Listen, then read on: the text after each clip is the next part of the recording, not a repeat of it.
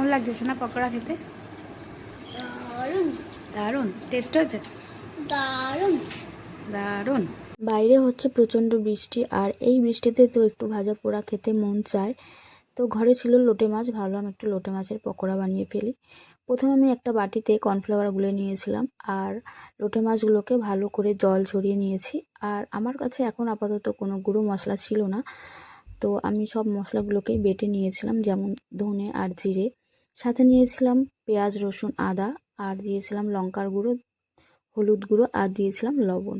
এটাকে তারপরে একটু লেবু দিয়ে মেখে 10 মিনিট মতো রেখে দিয়েছিলাম। তারপর একটা কড়াইতে তেল গরম করেছি ভালো করে, তারপরে লোটে মাছগুলোকে কর্নফ্লাওয়ারের মধ্যে ভালো করে কোট করে নিয়ে বেশ লাল লাল করে ভেজে নিয়েছি। লোটে মাছ তো আমার বরাবরই খুবই পছন্দের একটা মাছ। আর তারপরে হচ্ছে পকোড়া। আর সবথেকে বড় কথা, আমি এই প্রথমবার লোটে মাছের পকোড়া বানালাম। তো যাই হোক, প্রথমে ভেবেছিলাম হয়তো কি হবে, কারণ লোটে মাছগুলো একটু নরম হয়, তো সেই কারণে একটু ভয় পেয়ে গেছিলাম। তো যাই হোক, মোটামুটি হয়েছে, খেতেও দারুণ টেস্ট হয়েছিল। আর এই পকোড়ার সাথে খাওয়ার জন্য বানিয়ে নিয়েছিলাম একটুখানি চা, বেশ কড়া করে। এই ছিল আজকে আমাদের সন্ধ্যেবেলার টিফিন। আর লোটে মাছ কে কে পছন্দ করো অবশ্যই কিন্তু কমেন্ট করে জানিও। আমার তো ভীষণ ভালো লাগে লোটে মাছ খেতে।